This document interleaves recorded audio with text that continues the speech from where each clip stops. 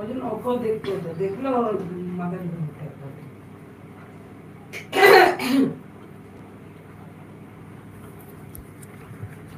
পিছনে দিয়েছিস গাছটা হচ্ছে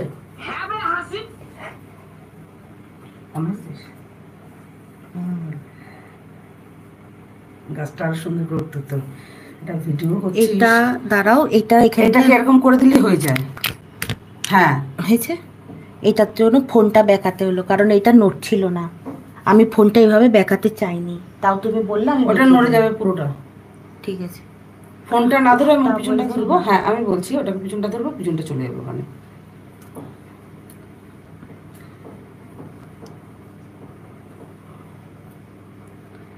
15 মিনিট লেট।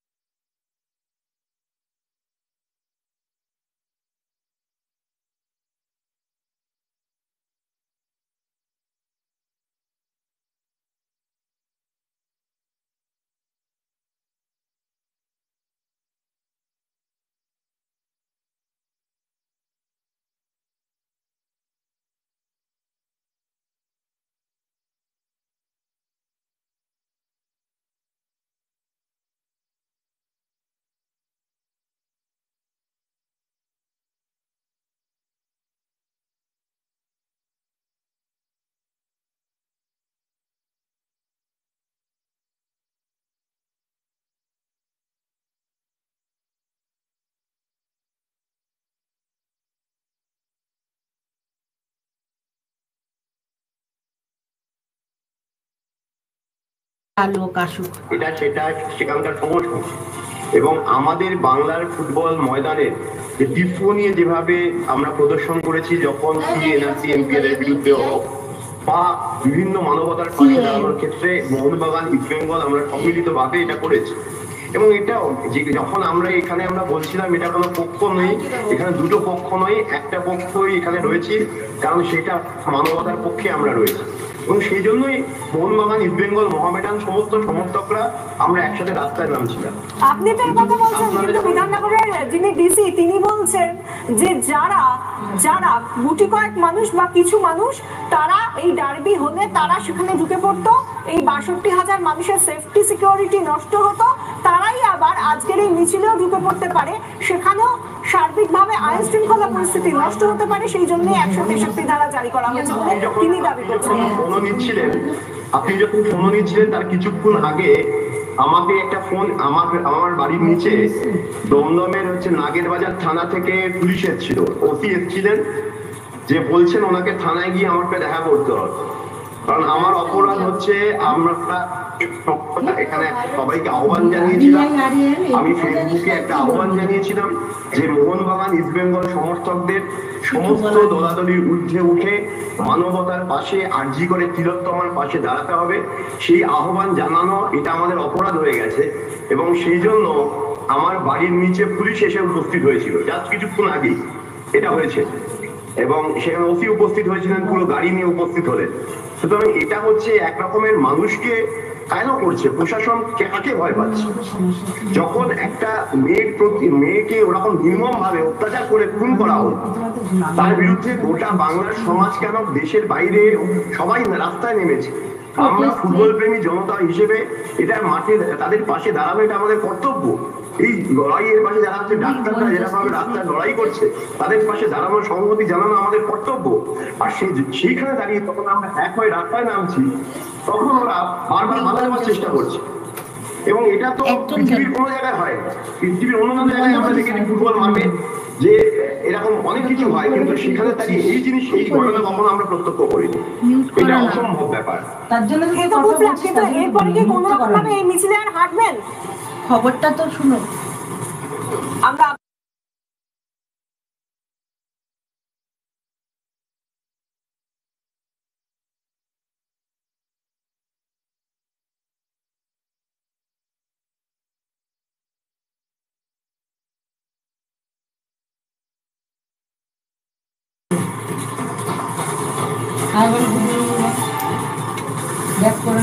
Good evening.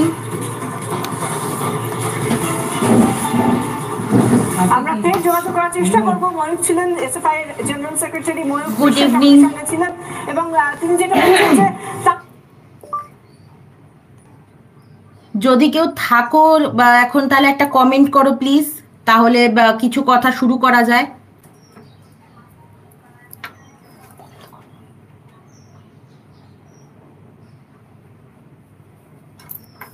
একটা কমেন্ট অ্যাটলিস্ট করো, তাহলে আমি বলতে পারি আমার কথাগুলো।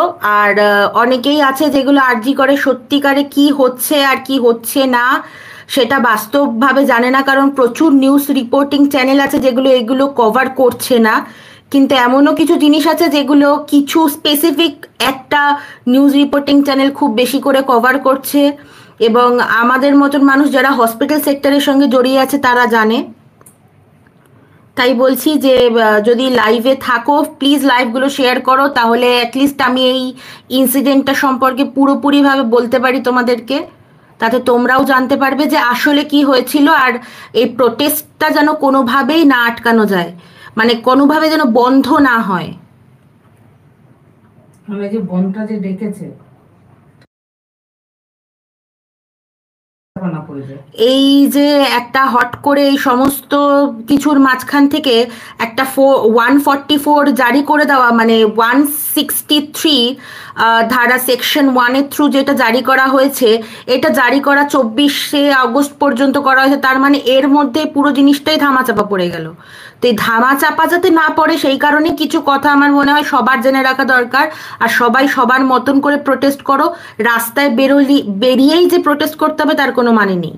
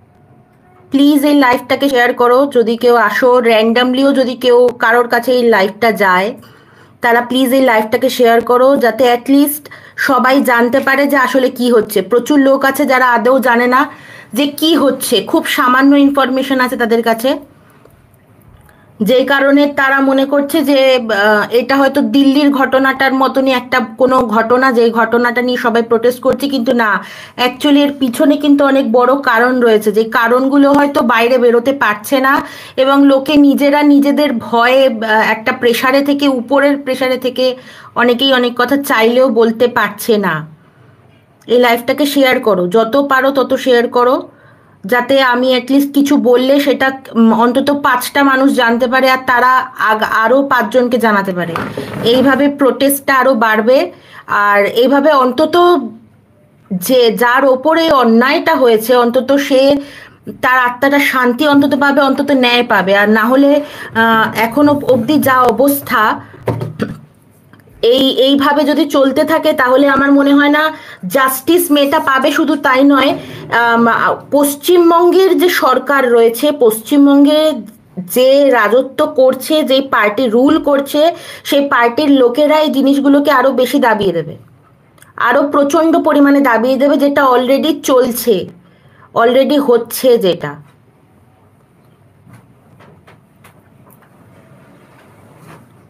সেই কারণে বলছি, এইটা যদি র্যান্ডামলি কারোর কাছেও গিয়ে থাকে, প্লিজ এটাকে শেয়ার করো প্লিজ। প্রচুর ইনফরমেশন আছে যেগুলো কোনো নিউজ রিপোর্ট চ্যানেল টেলিকাস্ট করছে না, কোনো চ্যানেল টেলিকাস্ট করছে না, মানুষ অবধি পুরো সত্যিটা যাচ্ছে না।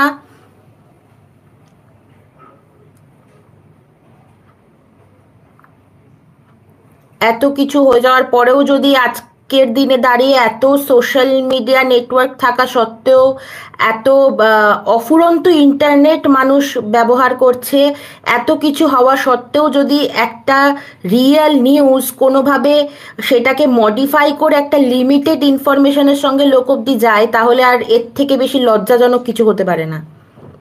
অন্তত সাধারণ মানুষ হিসাবে অনেক কথাই বলা যেতেই পারে, সাধারণ মানুষের ওপর কারোর কোনো জোর নেই। সুতরাং সেই হিসাবেও যদি হয়, তাহলে অন্তত একটা ভারতীয় নাগরিক হিসাবে, পশ্চিমবঙ্গের নাগরিক হিসাবে, বাঙালি হিসাবে একটা মেয়ের জাস্টিসের জন্য আমার মনে হয় প্রত্যেককে এই জিনিসটা করা উচিত, আর তার জন্য বলা উচিত, না হলে এগুলো হবে না।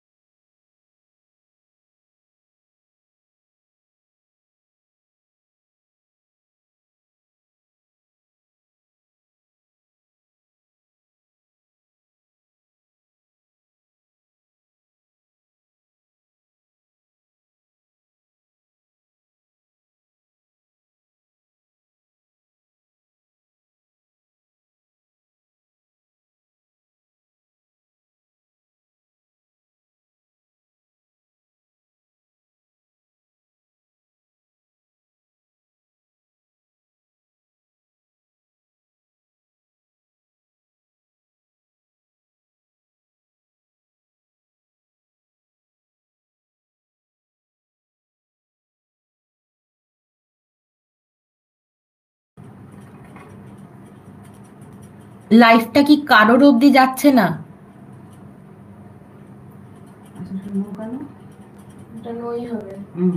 আমি অ্যাটলিস্ট এটা বলছি যে প্লিজ লাইভটা শেয়ার করো। আমি বলছি না যে আমাকে সাবস্ক্রাইব করো, আমার চ্যানেলকে সাপোর্ট করো, আমি এই বিষয়ে কোনোটাই বলছি না, কারণ এমন জিনিস হয়ে গেছে, এমন ঘটনা ঘটে গেছে, তারপরে আমার মনে হয় না এই ধরনের প্রসঙ্গ নিয়ে নিজের চ্যানেল প্রমোট করা যায় বলে, অন্তত আমার তো মনে হয় না, আমার মানবিকতায় বাদে।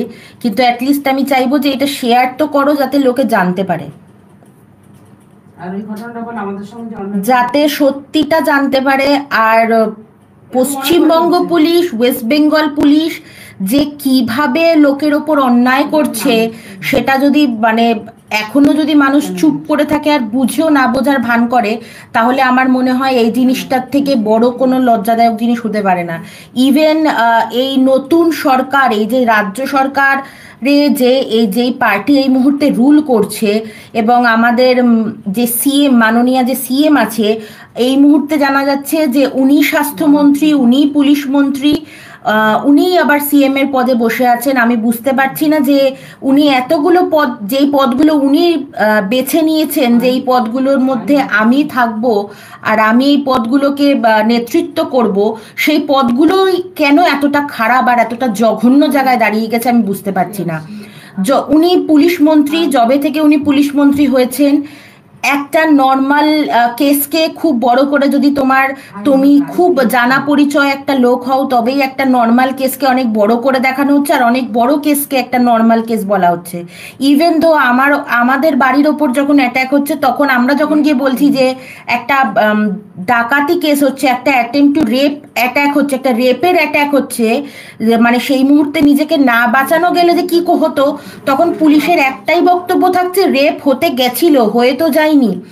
তো সেই মুহূর্তে আমাকে মানে ডিসেম্বর 2023-এর ডিসেম্বরে এই কথাটা শুনতে হয়েছে যে আপনার রেপ হয়ে তো যায়নি, হতে যাচ্ছিল। তো তখন হয়ে যায়নি, হতে যাচ্ছিল, হয়ে গেলে ওনারা স্টেপ নিতেন। তো আমার মনে হয় যে এবার যে আরজি করে জিনিসটা হয়ে গেল, তারপরে তারা কি স্টেপ নিচ্ছে আমি তো বুঝতে পারছি না। মানে অশোকনগরে আমি থাকি, অশোকনগর থানার পুলিশ, আমার বলতে একটুও দ্বিধা নেই, আমি তাদেরকে একটুও ভয় পাচ্ছি না তাদেরকে। এবং আমার চ্যানেলে গেলে তারা আমার মুখও দেখতে পারবে, আমি কোথাকার লোক সেটাও সে জানতে পারবে। সুতরাং আমি এক মুহূর্তের জন্য ভয় পাচ্ছি না অশোকনগর থানার পুলিশকে। যেই মুহূর্তে আমি গিয়ে দাঁড়িয়েছিলাম আর আমাকে বলেছিল যে তোমার রেপ তো হয়ে যায়নি, তাহলে কেন এত বড় সিন ক্রিয়েট করছো? আমার যদি রেপটা হয়ে যেত, তাহলে কি ঠিক আজকে এই রকমই করতো, যে এইরকম এই মুহূর্তে আরজি করে যে সেকেন্ড ইয়ারের স্টুডেন্ট, মেডিকেল স্টুডেন্টের সঙ্গে ঠিক যিনি ব্যবহারটা হয়েছে, বা তার একসঙ্গে এত বড় একটা ঘটনা ঘটে যাওয়ার পরে যেরকম করে মানুষ চুপচাপ বসে রয়েছে, আর পুলিশ সমস্তভাবে সাপোর্ট করছে যাতে সমস্ত রকম প্রুফ লোপাট করে দেওয়া যায়, সেগুলোকে সরিয়ে দেওয়া যায়, তারপরেও সে যদি এটা মানে এই মুহূর্তে, তাহলে তারা কি করছে? আমার পুরো পশ্চিমবঙ্গের পুলিশকে, পুরো ওয়েস্ট বেঙ্গলের পুলিশকে আমার এটাই প্রশ্ন যে আমাকে তো বলা হয়েছিল রেপ হয়ে যাননি, তো তাহলে এত সমস্যা কিসের? তাহলে এখন যখন এত বড় ঘটনা ঘটে গেল, তাহলে এই সমস্যাটার কেন কোনো বিচার এরা করতে পারছে না? কেন সাক্ষী সরিয়ে দেওয়া হচ্ছে? কেন প্রমাণগুলোকে লোপাট করা হচ্ছে? কেন যারা ভিকটিম তাদের বাড়ির লোককে সাফার করতে হচ্ছে, আর যারা ক্রিমিনাল তারা খুব নির্দ্বিধায় ঘুরে বেড়াচ্ছে, এবং তারা ক্যামেরার সামনে বলছে আমাকে শুধু মানে এই যে সঞ্জয় যে রয়েছে, এই যে সন্দীপ যে রয়েছেন, এই যে উনি যে এক্স প্রিন্সিপাল ছিলেন সন্দীপ বাবু, উনি বলছেন আমাকে গ্রেপ্তার করেনি, কিন্তু আমাকে খালি জিজ্ঞাসাবাদের জন্য ডাকা হয়েছে, আমাকে গ্রেপ্তার করেনি। কেন করেনি পুলিশ? আর সে এত বড় একটা ক্রাইমের সঙ্গে যখন তাকে অ্যাজ আ মেন সাসপেক্ট হিসাবে মনে করা হচ্ছে, তারপরেও তাকে কেন তাকে গ্রেপ্তার করা হয়নি? কেন তাকে কোনো কাস্টাডিতে রাখা হয়নি? এটাই তো আমি বুঝতে পারছি না। মানে এখন ভিডিওগুলো ডিলিট করে দিয়েছে যেগুলো ছিল আমাদের কাছে। আমাদের সময় যে ইনসিডেন্ট, মানে আমরা অ্যাজ আ ফ্যামিলি মেম্বার যে তিনজন, আমরা দুই মা মেয়ে যা ফেস করেছি, আমাদের কাছে যে ভিডিও এভিডেন্স গুলো ছিল, এগুলো পুলিশ অফিসাররা বলে যে আমাদের দেখান, আমরা ভিডিও করি যাতে অ্যাজ আ এভিডেন্স আমরা প্রুফ করতে পারি যে আমাদের সঙ্গে অ্যাকচুয়ালি কি হয়েছিল। কিন্তু থানায় যাওয়ার পরে সেই এভিডেন্স গুলো ডিলিট হয়ে যায়, রীতিমতন আমার নিজের ফোন থেকে সেগুলো ডিলিট করে দিয়েছে। যে আমাদের দেখান, আমরা বড়বাবুকে দেখাচ্ছি বা আমরা উঁচু পোস্টের লোককে দেখাচ্ছি, এই বলে ফোনটা নিয়ে গিয়ে ডিলিট করে দিচ্ছে। যখন আমরা বলছি যে আমাদের ভিডিওটা কেন ডিলিট করলেন, তখন বললেন বেশি কথা বলে লকআপে ঢুকিয়ে দেবো। মানে এগুলো কি ধরনের কথা, এগুলো কি ধরনের কথা, কি ধরনের হুমকি? এবং থানার বড়বাবু মেজবাবু এই ধরনের কথা যদি বলে থাকে, তাহলে আমার মনে হয় না তাদের পুলিশ হওয়ার মিনিমাম একটা কনস্টেবল হওয়ার যোগ্যতা পর্যন্ত আছে বলে। এবং বলছে আপনাদের বেশি বাড়াবাড়ি করলে কিন্তু, এবং আমরা মেয়েরা বাড়াবাড়ি করছি কি? আপনারা কি মেয়ে ছেলে হয়ে বেশি বাড়াবাড়ি করার লাইসেন্স পেয়ে গেছেন? আপনারা কি ডিসিপ্লিন জানেন না? আপনারা কি কিভাবে কথা বলতে? আমার সঙ্গে ক্রাইম হয়েছে, আমি ভিকটিম, আমার ওপর অ্যাটাক হয়েছে, আমি যদি গিয়ে একটা কথা বলি, আমি যদি একটা প্রসঙ্গ তুলি, তারপরে আমাদের বলা হচ্ছে তো আপনারা কি মেয়ে ছেলে হয়ে বেশি লাফালাফি করছেন? আপনারা মেয়ে ছেলে বলে কি মনে করছেন যা বলবেন তাই হবে? এগুলো তো কোনো কথা নয়। আমার মনে হয় না যে পশ্চিমবঙ্গের মতন জায়গায় কোনো পুলিশকে এই ধরনের কথা কোনো একজন মহিলাকে বলা উচিত, সেটা আমি হই আর সেটা অন্য কেউ হোক। আজকে যে আরজি করে যে ঘটনাটা ঘটলো, সত্যি কি মেয়েটার একটা কি এটা কি সত্যি খুব সিম্পল একটা কেস? মানে একজনই রেপ করলো, প্রথম অবস্থায় বলে দেওয়া হলো এটা একটা সুইসাইড, প্রথমে সুইসাইড ক্লেম করা হচ্ছে, পরেক্ষণে বলা হচ্ছে না না একজনই রেপ করেছে, তার রেপিস্টকে ধরে নেওয়া হয়েছে, আমরা শাস্তি দেব। তার কোনো মানে আর কোনো ব্যাপার হলো না, যে যাকে গ্রেপ্তার করা হলো তার কোনো কথাই বেরোলো না, তার কোনো মতামতই এখনো মিডিয়ার কাছে আসলো না, তার কোনো মানে প্রুফ, তার কোনো বাইট, কোনো কিছু কোথাও কোনো সোশ্যাল মিডিয়াতে নেই। সে তাকে তুলে নিয়ে গেল, ব্যাস সে গ্যারেজ হয়ে গেল, তাকে আর দেখাই যাচ্ছে না। আর আমরা মৃত্যু চাই না, ফাঁসি। আর এগুলো কি ধরনের কথা যে ধরা হয়ে গেছে? প্রথমে তো বুঝতেই পুলিশ, পশ্চিমবঙ্গ পুলিশ নিজে বলছে প্রথম 3 দিন তো তারা নাকি বুঝতেই পারেননি যে এটা গ্যাং রেপ ছিল না, একজন সিঙ্গেল মানুষ এটা করেছে। মানে এত ব্রুটালি একটা মানুষকে ইনজিওর্ড করার পরে, তার পেলভিস বোন ভেঙে দেওয়ার পরে, তাকে মারার পরে, তার গলা চিপে ধরার পরে, তার চোখের মধ্যে তার স্পেকটিক্যালসের গ্লাসগুলো অবধি ঢুকে গেছে, সে হাফ ন্যাকেড অবস্থায় একটা মানুষ পড়ে রয়েছে, তারপরে তারা নাকি বুঝতেই পারেনি যে এটা গ্রুপ রেপ ছিল কিনা, এটা গ্যাং করেছে না একজন সিঙ্গেল পার্সন করেছে। মানে এটা কি ধরনের জিনিস হচ্ছে যে তার ফুল বডিতে 113টা বাইটিং মার্ক পাওয়া গেছে, তাকে ব্রুটালি মারা হয়েছে প্রচন্ডভাবে, তার পেলভিস বোন ভেঙে তার পা দুটোকে একদম রাইট সাইডে সরিয়ে দেওয়া হয়েছে। তার মানে তার বোনটা কতটা ডিসলোকেট হয়েছে, কতটা কিভাবে তাকে অত্যাচার করা হয়েছে, তার গলা চিপে ধরা হয়েছে, তার মুখে প্রেসার করা হয়েছে যাতে সে আওয়াজ বার না করতে পারে, তার নখগুলো, প্রত্যেকটা নখগুলো পর্যন্ত উপড়ে গেছে। তার মানে সেই ব্যক্তিটা কতটা সাফার করেছে, কতটা পরিমাণে সে সাফার হয়েছে। আর তার এত চিৎকার, তার এত আর্তনাদ কেউ জানতে পারেনি। আমি সে যখন মানে খাবার খেলো রাত 1টার সময়, সে যখন তার ডিনার কমপ্লিট করলো, তারপরে তখন অবধি সব ঠিক আছে, তারপরে যখন 2:30 3টে বা 3:30 নাগাদ এই ঘটনাগুলো ঘটছে, তখন কেউ জানে না, কেউই এই আওয়াজ পায়নি, কেউই এই বিষয়ে কিচ্ছু জানে না। যদি নাই জানতো মানলাম কেউ শুনতে পায়নি, কিন্তু কেউ যদি শুনতে না পেয়ে থাকে, তাহলে সকাল 7টার সময় 6টার সময় যখন তার ফ্যামিলি মেম্বারকে ফোন করা হয়েছে, তখন এইটা কেন বলা হয়েছে যে প্রথম অবস্থায় বলা হয়েছে যে সে অসুস্থ। তার বাবা মা প্যানিক করে তারপরে কলের পর কল করছে, তার কল রিসিভ হয়নি, ভট করে কল রিসিভ করার পরে বলছে সে সুইসাইড করেছে। মানে এটা কি ধরনের কথা? বলতে কি চাইছিল? তারা সুইসাইড করেছে, কে বলেছে? মানে কার পারমিশন এই কথাটা হয়েছে যে সুইসাইড করেছে? এত ব্রুটালি ভাবে একটা ক্রাইম করার পরে, এইভাবে খুন করার পরে ব্যাপারটা একটা সুইসাইড ক্লেম করে দেওয়া, এটা কি এতই সোজা? তাহলে কি যাদবপুরের ঘটনা বা এর আগে যে 2021 সালে বা 2017 সালে যেই জিনিসগুলো এর আগেও আরজি কর মেডিকেল কলেজে হয়েছে, সেগুলো কি নর্মালি সুইসাইডই ছিল? ছাদের দিয়ে পড়ে গেছিল, ছাদ থেকে পড়ে যাওয়া, গলায় দড়ি দিয়ে দেওয়া, এগুলো কি খুব একটা নর্মাল জিনিসই ছিল, নাকি এগুলোর পিছনেও কোনো ক্রাইম ছিল যেগুলোকে একটা অ্যাজ আ সুইসাইড ক্লেম করে সবকটা কেসকে ধামাচাপা দেওয়া হয়ে গেছে? এটাই হচ্ছে সব থেকে বড় প্রশ্ন এই মুহূর্তে, আমার তো তাই মনে হয়।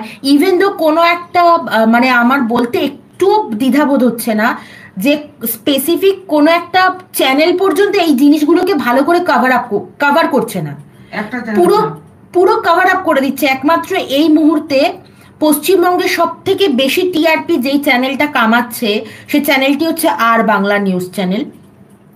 আর এই রিপাবলিক বাংলায় একমাত্র প্রত্যেকটা ব্রেকিং নিউজ আর প্রত্যেকটা মিনিট প্রত্যেকটা সেকেন্ডের খবর তুলে ধরছে।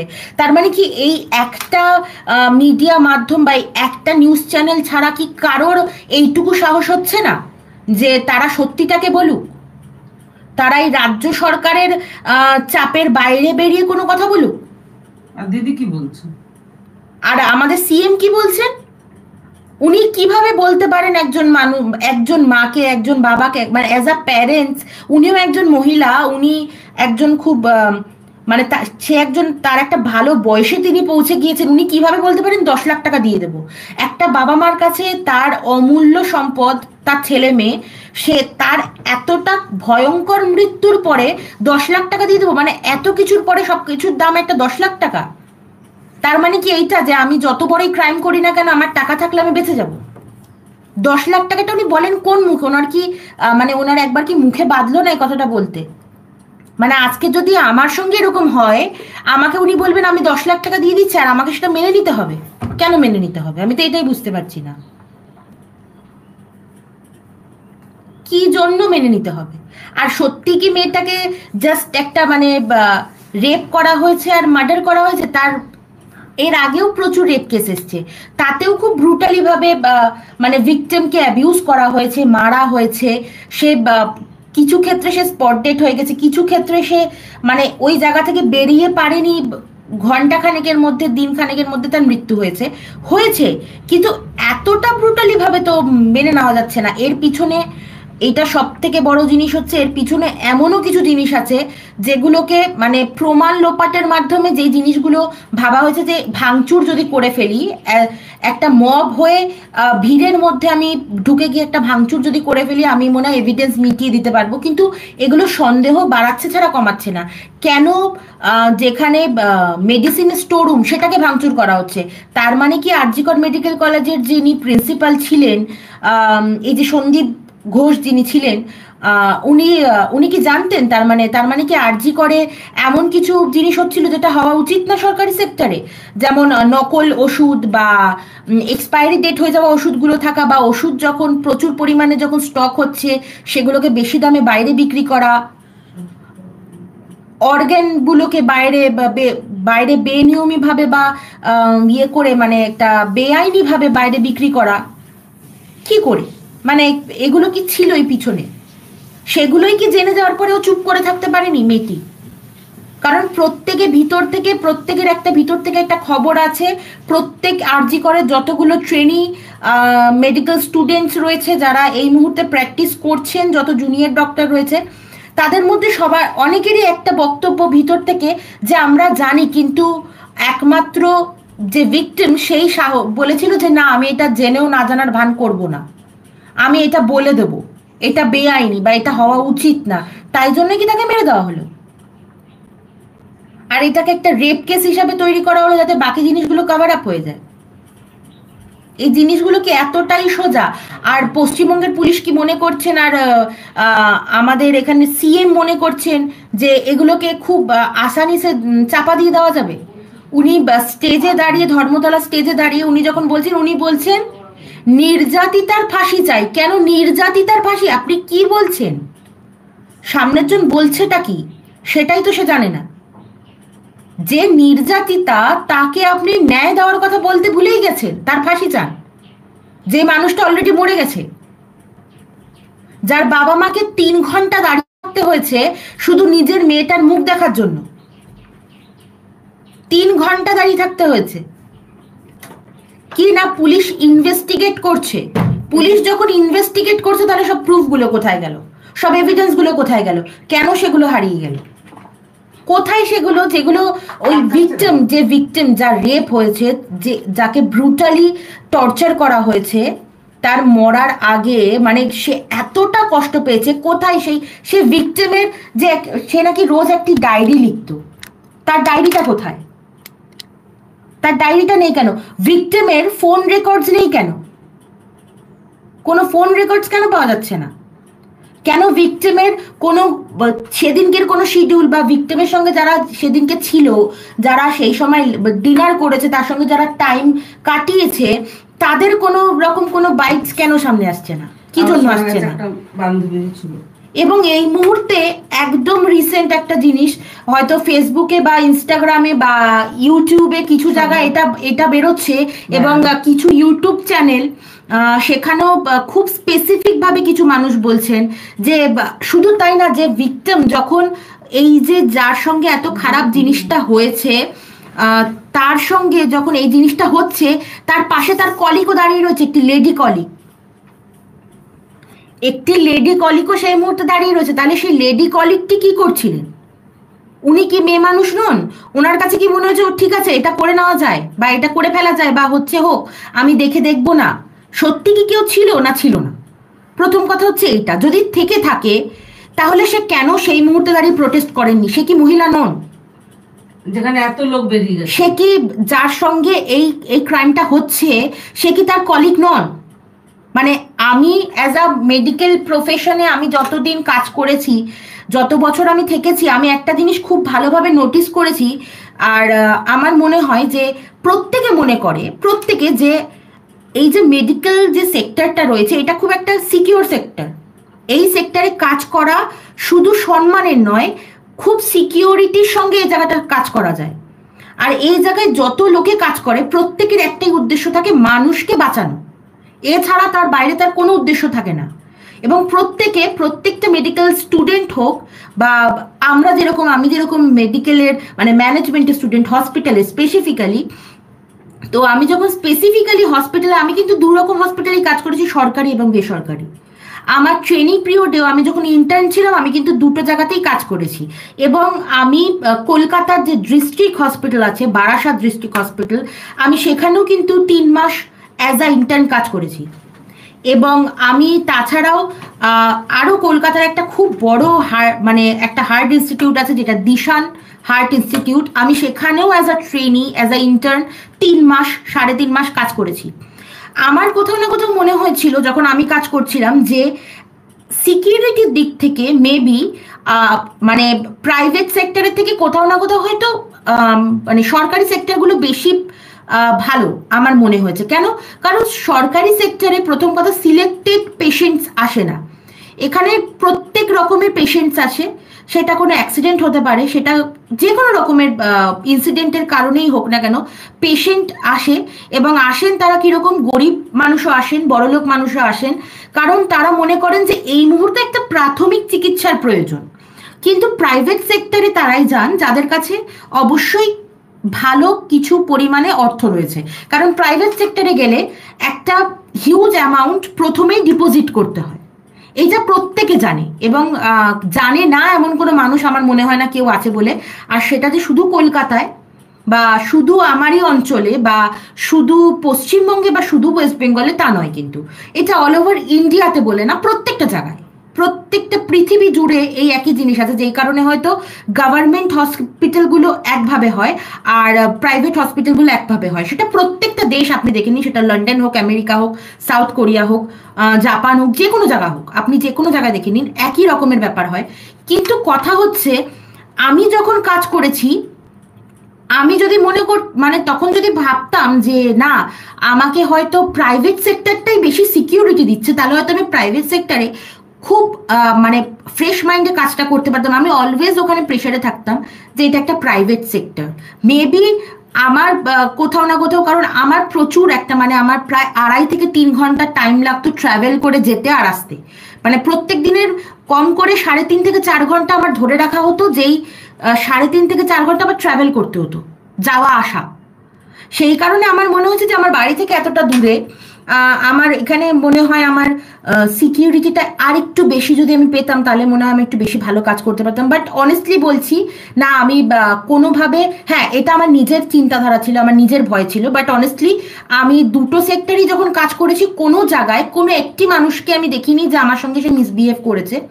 কিন্তু এই মুহূর্তে দাঁড়িয়ে আমার মনে হচ্ছে যে আমি যে ধরনের জিনিসগুলো আমার সঙ্গে হয়েছে বা আমি যখন যেই মুহূর্তে কাজ করেছি, আমার মনে হয়েছে যে এই সময় মানে এখন দাঁড়িয়ে মনে হচ্ছে যে না, অনেস্টলি যদি আমি ভালো করে ভেবে দেখি, আমাকে প্রাইভেট সেক্টর বেশি সিকিউরিটি প্রোভাইড করেছে, যেটা আমাকে আমার সরকারি সেক্টর প্রোভাইড করেনি। সরকারি সেক্টরে আমি রাত 8টা অবধিও কাজ করেছি, আমি 8:30 অবধিও কাজ করেছি, কিন্তু সরকারি সেক্টরে আমাকে সেইভাবে সিকিউরিটি দেওয়া হয়নি, যেটা আমি হয়তো সন্ধ্যা 6:30 থেকে 7টা অবধি করেছি। তারপরে আমাকে ছেড়ে দেওয়া হয়েছে যে না, তোমার বাড়ি যেতে সময় লাগে, তোমার সিকিউরিটিটা যাতে কোনোভাবে এই জিনিসটা নষ্ট না হয়, তোমার সিকিউরিটিটা পুরো তোমাকে দেওয়া হচ্ছে, তুমি সময় থাকতে বাড়ি ফিরে যাও, যাতে আমি 8:30 থেকে 9টার মধ্যে, মানে 10টার আগে যেন আমি বাড়ি পৌঁছাতে পারি। আমাকে সেই টাইমটায় আমাকে প্রাইভেট সেক্টর থেকে লিভ দিয়ে দেওয়া হয়েছে যে তুমি বাড়ি চলে যাও, তুমি একা যাচ্ছ বা তোমার গার্জিয়ান যাচ্ছে বা কেউ থাকছে কেউ থাকছে না, এই প্রশ্নগুলো সে করেনি। সে বলছে তুমি চলে যাও, কারণ তুমি 10টার আগে বাড়ি ঢুকে যাবে। এবং এমনও মানুষ আছেন যারা আমাকে বলতেন যে আমি যাদের আন্ডারে কাজ করেছি অ্যাজ আ ট্রেনি, আমি ইনফেকশন ডিপার্টমেন্ট কালচারে কাজ করেছি, আমি মেডিকেল রেকর্ডস ডিপার্টমেন্টে কাজ করেছি, এবং আমার যারা চিফ ছিলেন তারা আমাকে সবসময় প্রতিনিয়ত বলতেন যে বাড়ি ঢুকে কিন্তু আমাকে একটা মেসেজ করে দেবে, বা বাড়ি ঢুকে কিন্তু একবার বলে দিও, বা পরের দিন আগামী দিন গেলে পরে অ্যাজ আ নতুন ইন্টার্ন, নিউ ইন্টার্ন হিসাবে আমাকে কিন্তু জিজ্ঞেস করে যে তুমি ঠিক করে পৌঁছে গেছিলে তো, তোমার দেরি হয়নি তো। এই জিনিসগুলো প্রাইভেট সেক্টরে আমাকে জিজ্ঞেস করেছে, কিন্তু আমাকে কিন্তু সরকারি সেক্টরে জিজ্ঞেস করেননি, কেউ জিজ্ঞেস করেনি, এবং কারোর কিছু যাওয়া আসাই যেত না। মানে আমি একটা খুব দুঃখের বিষয় বলছি, ইনফ্যাক্ট যখন আমার ফ্যামিলি মেম্বারের ডেথ হয়েছে সেই সময় আমাকে সরকারি সেক্টর থেকে ছুটি দিতে চাইছে না। কেন? তোমার বাড়ির লোক মরেছে, তাতে আমার কি, তুমি কাজে কেন আসবে না? এইটা কিন্তু কোনো মানে কথাই হয় না। মানে আমার নিজের লোক, আমার কাছের লোক, আমার মা হতে পারেন, আমার বাবা হতে পারেন, আমার ঘরের লোক হতে পারেন, আমার কাকা হতে পারেন, জ্যাঠা হতে পারেন, আমরা একই ছাদের নিচে থাকছি, এবং একই ছাদের নিচে থাকা কোনো একটি ব্যক্তির যদি কোনো রকম প্রবলেম হয়, তারপরে তাকে বলা হচ্ছে যে তুমি কেন কামাই করবে? তাহলে আমার এখন এই মুহূর্তে একটাই প্রশ্ন, প্রত্যেকটা সরকারি হসপিটালের যারা রয়েছেন, যারা কাজ করছেন, যারা অ্যাজ আ মানে আমি কি বলবো, একটা বড় পোস্টে বসে রয়েছেন, অবভিয়াসলি সেটা মেডিকেল কলেজ হোক, কোনো মেডিকেল কলেজ হসপিটাল হোক, বা কোনো নর্মালি গভর্নমেন্ট হসপিটাল হোক, যারা রয়েছেন তাদের কাছে আমি একটাই প্রশ্ন করতে চাইছি, তার মানে যদি আমিও মরতে বসি তাও কি আমার আপনার ডিউটিটাই করতে হবে? আপনার ডিউটিটা কি এতটাই প্রয়োজনীয়? আর আমি কি একমাত্র রয়েছে যেটা আমি না করলে আর কেউ করতে পারবে না? তাহলে আপনি ওখানে কেন আছেন? আপনার নিচে যে লোকগুলো কাজ করছে তারা ওখানে কেন রয়েছে? যদি অ্যাজ আ ইন্টার্ন আমাকে এত কিছু সহ্য করতে হয়, তাহলে আপনি ওখানে কি করছেন? তার মানে আপনারা যে ইন্টার্নকে ঢোকাচ্ছেন, ইন্টার্নকে যে নিচ্ছেন, যে ঠিক আছে তোমরা অ্যাজ আ ইন্টার্ন আসতে পারো, ইন্টার্নশিপ তোমরা করতে পারো, তার মানে আপনারা এই কারণে নিচ্ছেন যাতে আপনাদের কাজ করতে না হয়, আর বিনা পয়সায় আমাদেরকে দিয়ে আপনারা কাজ করাতে পারেন। আমার তো তাই মনে হচ্ছে, কারণ প্রাইভেট সেক্টরে তো এরকম জিনিস হয়নি, আমার সঙ্গে তো অন্তত হয়নি। আর যদি তাই হয়ে থাকে যে আমরা ইন্টার্ন ছিলাম তাই আমাদের সঙ্গে হয়েছে, অবভিয়াসলি তখন আমার 20 বছর বয়স ছিল, 21 বছর বয়স ছিল, তখন আমি অনেক কিছু ভেবেছি যে এটাই হয়তো আমাকে করতে হবে, আদারওয়াইজ হয়তো আমি আমার কোর্স কমপ্লিট করতে পারবো না, আমার প্রবলেম হতে পারে, বা আমি হয়তো আমার সার্টিফিকেট পাবো না। আমি সবকিছু মেনে নিয়েছি, কারণ আমি তখন স্টুডেন্ট ছিলাম। তাহলে এখন মেডিকেল কলেজে এই মুহূর্তে 2024-এর আগস্ট সালে মাসে দাঁড়িয়ে আপনাদের এটা কেন মেনে নিতে হবে যে অন ডিউটি একটা ডক্টরকে এইভাবে ব্রুটালি রেপ করা হয়েছে, একদম একটা মানে পৈশাচিক ভাবে তাকে হত্যা করা হয়েছে, তারপরে মেনে নিতে হবে যে এটা জাস্ট একটা ইনসিডেন্ট হয়ে গেছে? এটা কি করে সম্ভব?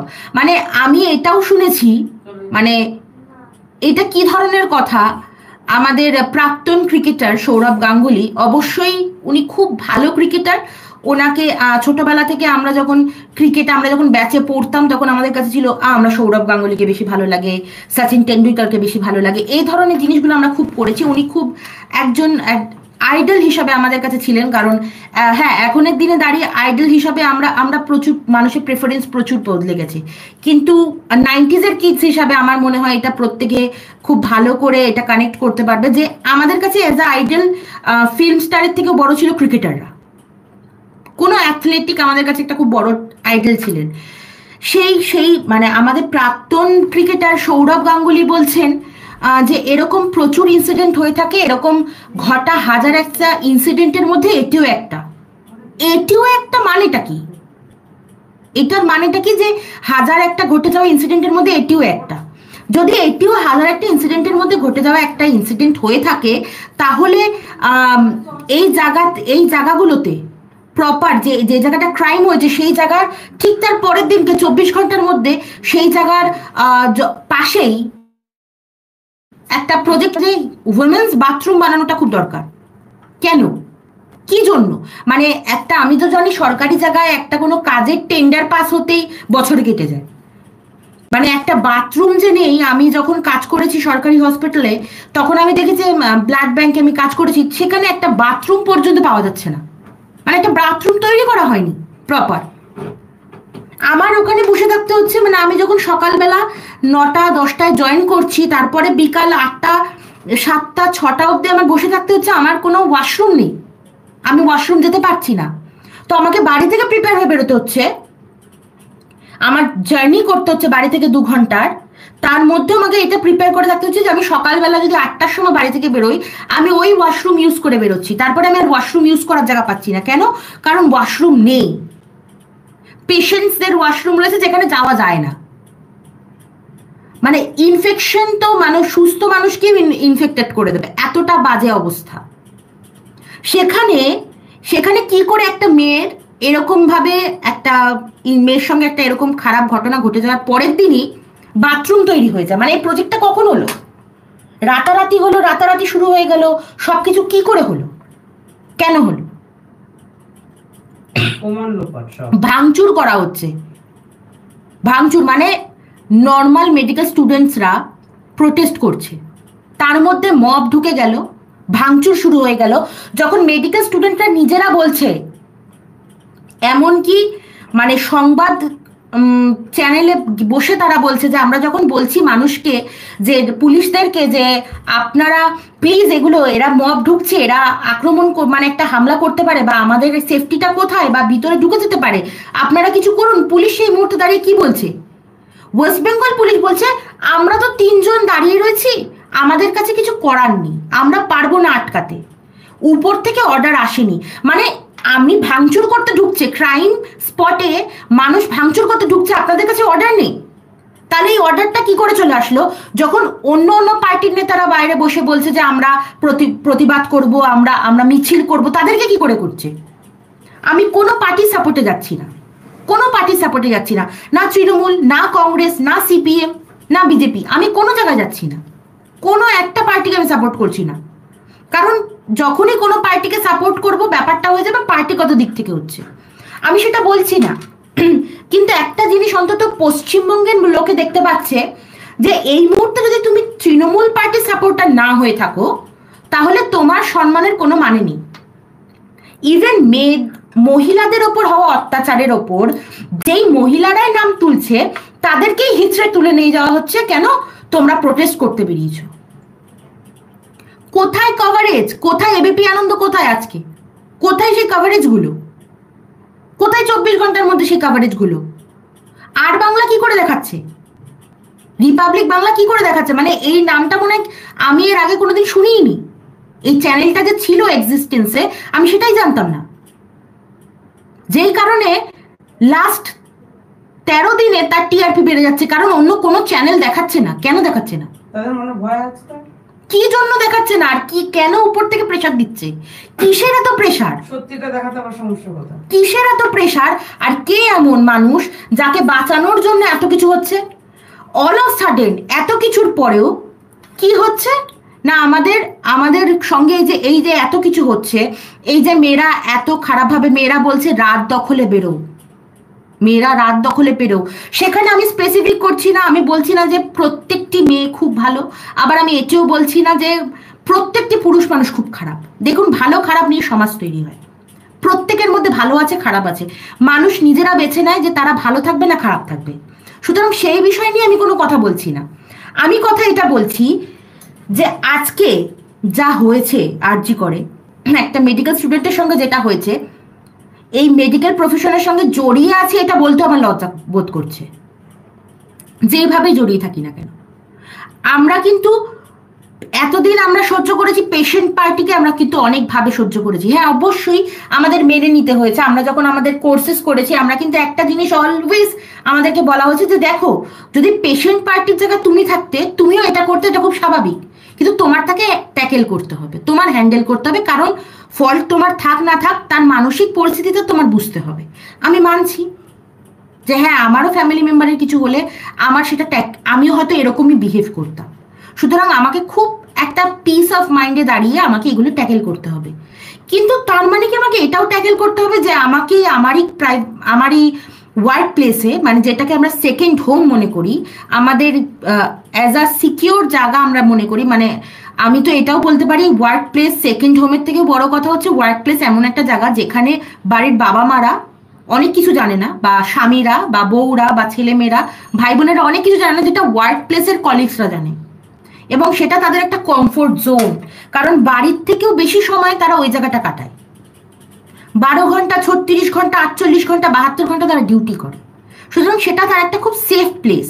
তো সেই সেফ প্লেসটা, মানে আজকে আমার নিজের বাড়িতে ঢুকে আমাকে নিজে এইভাবে আমাকে মেরে দিয়ে চলে গেল, আমাকে রেপ করে দিয়ে চলে গেল, আমি কিছু করতে পারলাম না, মানে এটা কি ধরনের জিনিস? আর সেটাকে আমার মেনে নিতে হবে, মেনে নিতে হবে যে এটা হতেই পারে। কেন হতে পারে, কেন হবে? আমার বাবা মা আমাকে কেন ছাড়ছে? কোন মানে কিসের ওপর ভিত্তি করে ছাড়ছে? কার সিকিউরিটির ওপর নির্ভর করে ছাড়ছে? কি কারণে আমার বাবা মা রাতের বেলা নিশ্চিন্তে ঘরে ঘুমাচ্ছে? আমার মেয়েটা এই জায়গা গেছে, ওই জায়গার লোক তাকে সিকিউরিটি প্রোভাইড করবে সেটা ভেবে কিন্তু রাত্রেবেলা বাবা মা ঘুমোচ্ছে। তাহলে সেটা কোথায়? তাহলে তোমরা আগেই বলে দাও যে আমরা পারবো না। দেখো মানুষ, তাহলে মেয়েরা নিজেরা, বাড়ির লোকও জেনে যাবে, বাড়ির লোক বুঝে যাবে যে তার বাড়ির বাচ্চাকে কিভাবে সিকিউর করতে হবে, আর যে নিজে যাচ্ছে কাজে সেও জানবে যে আমাকে কি করে নিজেকে সেভ করতে হবে। সেটা বলে দাও। যদি বলতে না পারো তাহলে এরকম লোককে বোকা বানিও না। লোক কত বোকা হবে। পুলিশ বলছে পারমিশন নেই, মব ঢুকছে, তার আগে যে 200 পুলিশ ঢুকলো তারা এদিক ওদিক লুকিয়ে পড়লো। মেডিকেল স্টুডেন্টরা নিজেরা বলছে আরে কোনো মেডিকেল স্টুডেন্টকে কন্ট্যাক্ট করো, আরজি করে স্টুডেন্টদের কন্ট্যাক্ট করো, আরজি করের পাশে যে মানে কলকাতা মেডিকেল কলেজ হসপিটাল আছে সেখানে স্টুডেন্টদের কন্ট্যাক্ট করো, তারা বলবে তোমাকে কি হয়েছে, তারা জানে কি হয়েছে। কিন্তু কেউ বলতে পারছে না। কেন বলতে পারছে না? কিসের এত প্রেশার? কেন তুমি প্রেশার দেবে? ডাক্তাররা এটাও বলছে এবং এখন এই মুহূর্তে দাঁড়িয়ে কলকাতা মেডিকেল কলেজের যারা সিনিয়ররা রয়েছেন তারা সমস্ত রকম পেশেন্টসদেরকে হ্যান্ডেল করছেন, কারণ যত জুনিয়র ডক্টর আছে, ট্রেনিং ডক্টর আছে, তারা সবাই এই মুহূর্তে প্রোটেস্টে নেমেছে। এই মুহূর্তে প্রোটেস্টে নেমেছে। আমার মনে হয় না যে এটা খালি একটা মেডিকেল ফিল্ডেরই কেস, আমার মনে হয় এটা একটা অ্যাওয়ারনেসের কেস, এটা একটা উইমেন অ্যাওয়ারনেসের কেস। তার থেকে বড় কথা এটা একটা সোশ্যাল প্রবলেম, এটা একটা সোশ্যাল প্রবলেম। এমন না যে শুধু একটা মেয়ের সঙ্গে হয়েছে বলে এত আওয়াজ তোলা হচ্ছে, একটা ছেলের সঙ্গে হলে তো হতো না। না, যাদবপুরে যখন হয়েছিল তখন কিন্তু সবাই আওয়াজ তুলেছিল, প্রত্যেকে। কিন্তু সেই বেলাতেও যাদবপুরের ভিতরে থাকা যারা স্টুডেন্ট রয়েছে তারা বলছে সিসিটিভি লাগালে আমাদের প্রাইভেসি নষ্ট হবে। সেই সময়ও আসলে ছেলেটি সুইসাইড করলো না তাকে মেরে দেওয়া হলো সেটা কিন্তু হলো না। সে কিন্তু একটা ছেলে ছিল, কিন্তু তার উপর কিন্তু ক্রাইম হয়েছিল, সে কিন্তু জাস্টিস পায়নি। এর আগেও কিন্তু প্রচুর কেস হয়েছে মেডিকেল ফিল্ডে বা আরো এরকম অনেক কোনো জায়গায়, কলেজ সেক্টর হোক, ওয়ার্ক প্লেস হোক, যে কোনো জায়গায় হোক, এরকম কেসেস হয়েছে, কিন্তু কোনো না কোনোভাবে প্রভাবশালী লোকেরা বেঁচে গেছে। কেন বেঁচে যাবে? কথা আমি মহিলা, আমার সঙ্গে অন্যায় হচ্ছে বলে নয়, আমি কথা বলছি এমন জিনিসটা নিয়ে যে জিনিসটা প্রত্যেকটা মানুষ ফেস করতে পারে তার লাইফে। দেখুন এই মুহূর্তে দাঁড়িয়ে একটা খুব পরিষ্কার কথা আমার মনে হয় প্রত্যেকে বলছে, বা হয়তো আমরাই কিছু লোক বলছি, কিছু লোক তো বলছে অবশ্যই, আমি শুনছি তারা বলছে, এবং আমারও একই বক্তব্য। বাবা হিসাবে তারা কিন্তু খুব ভালো, মানে পুরুষ মানুষকে কিন্তু সবাই খুব এখন ছোট করে দেখছে।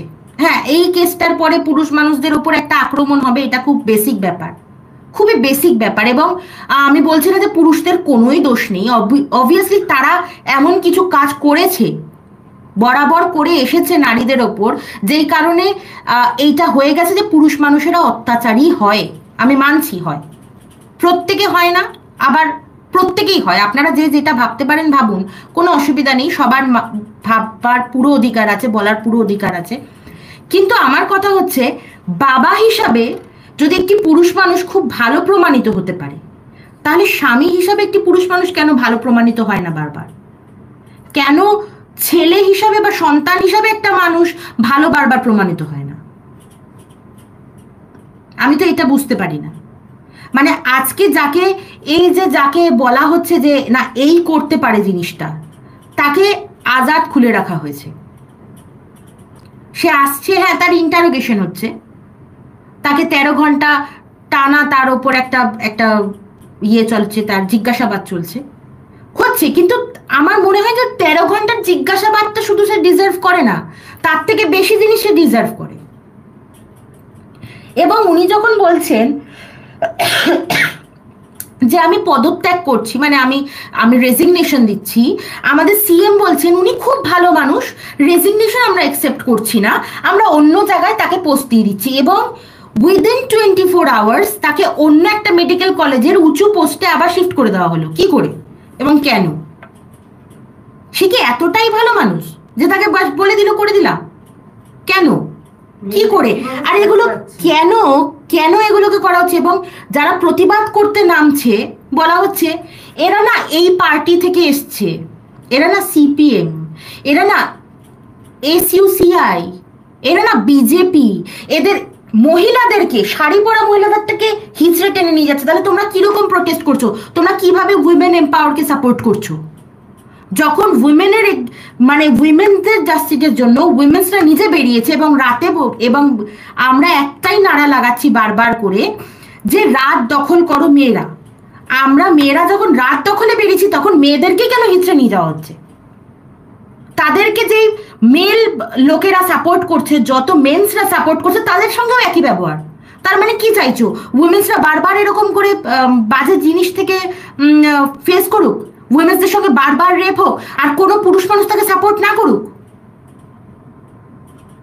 অন্যায়ের এগেনস্টে কোনো পুরুষ মানুষ তার কথা না বলুক? এগুলো তো মেনে নেওয়া যায় না। প্রত্যেকে খারাপ মানুষ সব জায়গায় আছে, প্রত্যেকটা পুরুষ মানুষ খারাপ নয় তাই বলে প্রত্যেকটি মেয়ে মানুষই একই ধরনের জিনিস ডিজার্ভ করেন না। যেমন বলে সুখ সবার জন্য হয় না, মানছি, কিন্তু অ্যাটলিস্ট জাস্টিসটা তো সবার জন্য হওয়া উচিত। খারাপ ভালো সবার জন্য জাস্টিস সমান হওয়া উচিত। এর মধ্যে খারাপ মানুষ, ভালো মানুষ, হিন্দু, মুসলিম, শিখ, খ্রিস্টান, যে কোনো মানুষ, যে কোনো রিলিজিয়নের মানুষ, যে কোনো কাস্টের মানুষ, higher caste, schedule caste, middle class, সব রকমের মানুষ একই ধরনের জাস্টিস ডিজার্ভ করে, একই ধরনের। আজ এই একই জিনিস যারা বলছে যে এইটা হাজার একটা ইনসিডেন্টের মধ্যে this is one of those incidents, এটা যখন তারা বলছে, তার বাড়িতে যে মেয়েটি রয়েছে, তার নিজের যে সন্তানটি রয়েছে, তার নিজের যে বোনটি রয়েছে, তার বউটি রয়েছে, তার মাটি রয়েছে, তাদের সঙ্গে এটা হলেও কি এটা ওয়ান অফ দোজ ইনসিডেন্টস?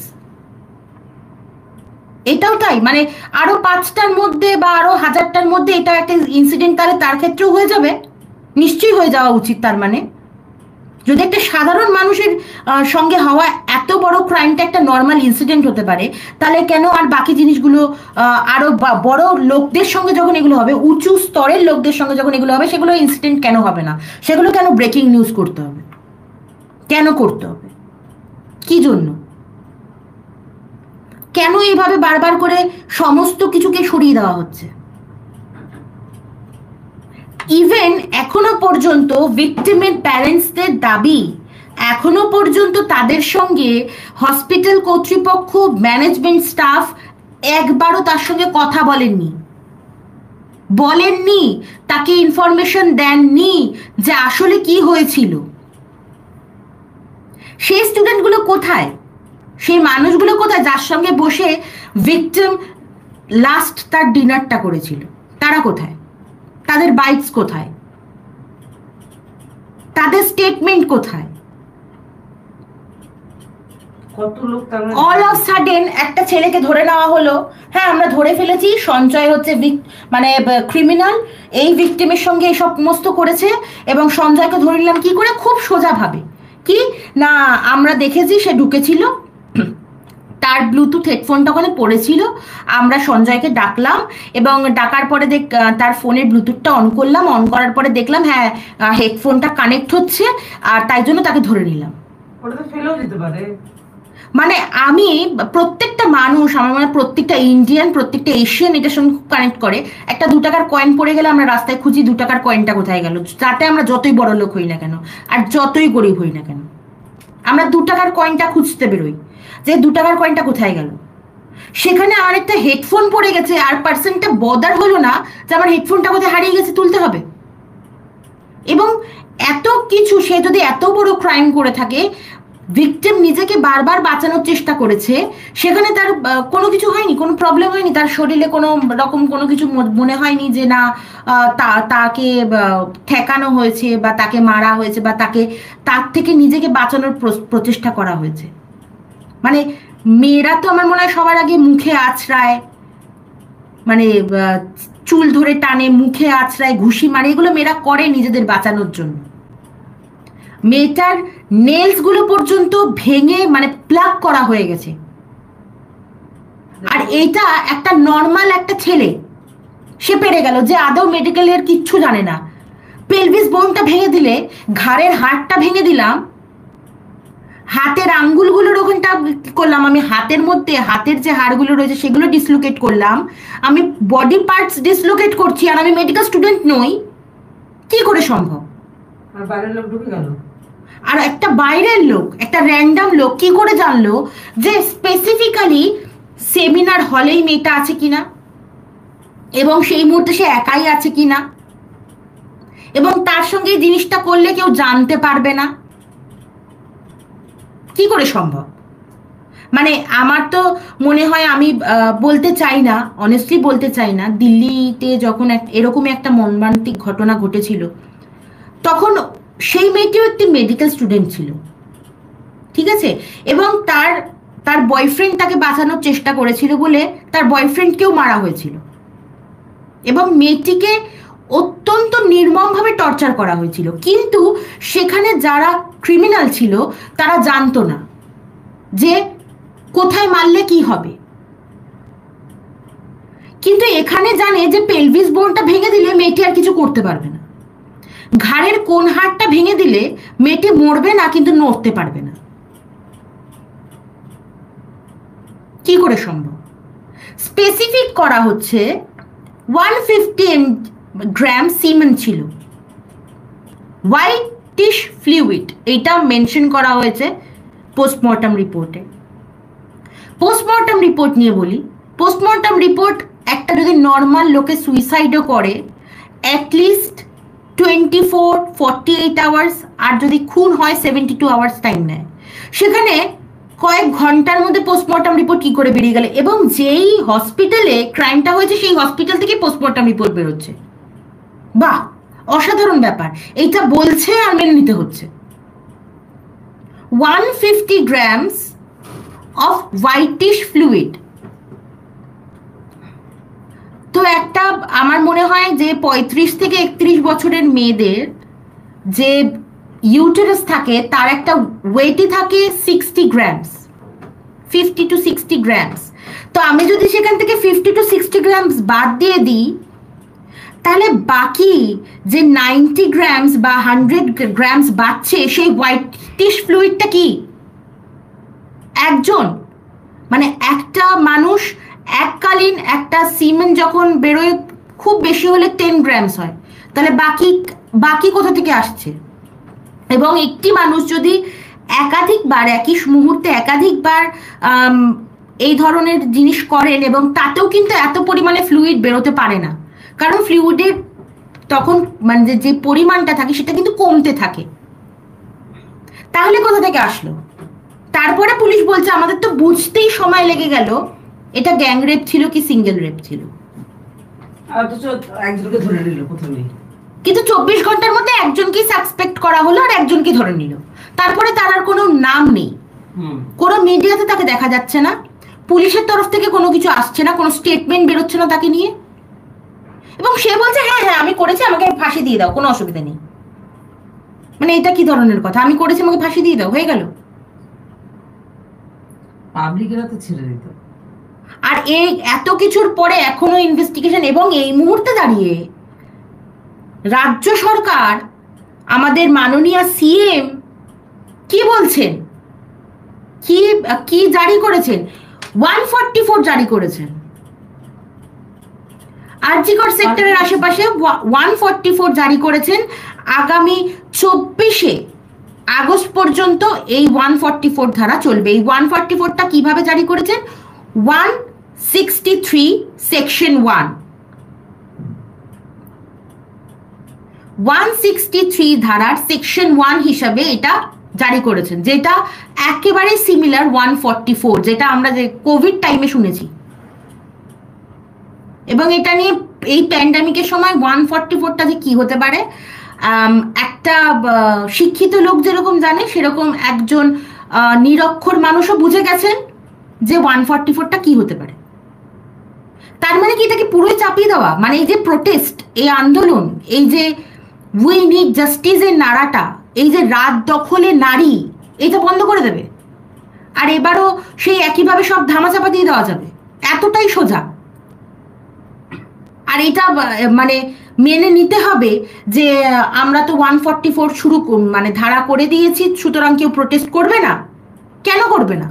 আমি চাইছি শুধু কলকাতা নয়, আমি চাইছি শুধু পশ্চিমবঙ্গ নয়, আমি চাইছি শুধু ওয়েস্ট বেঙ্গল নয়, আমি চাইছি পুরো ভারতকে এই বিষয়ে প্রোটেস্ট শুরু করতে, যাতে এই মামলাটা থামতেই না পারে,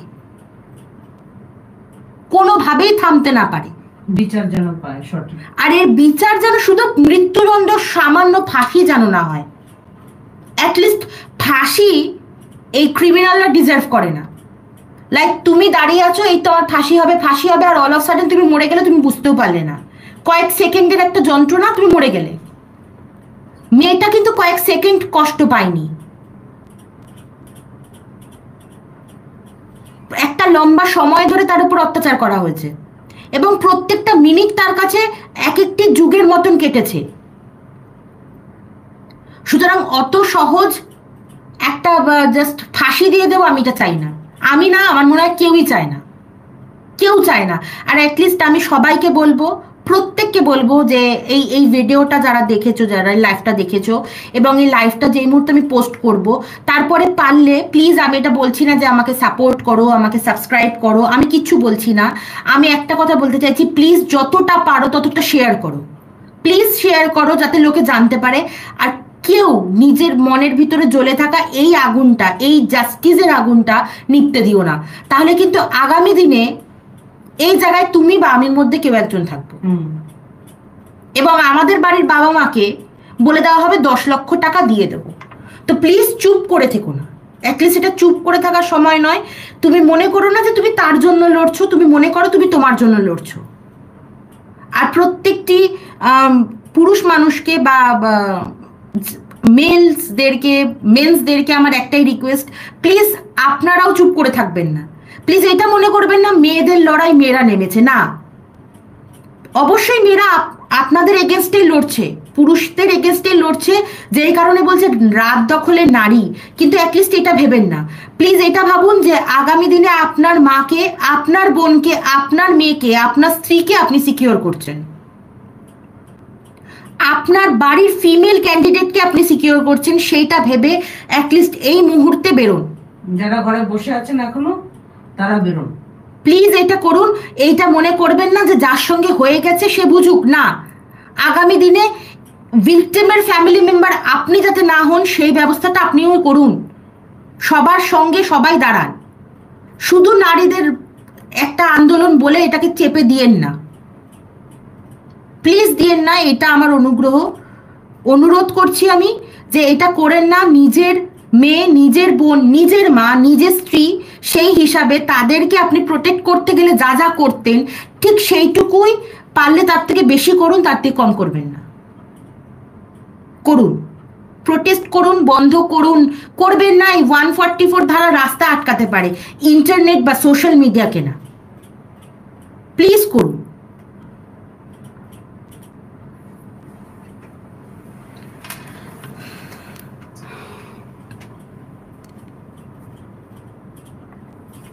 না আবার কি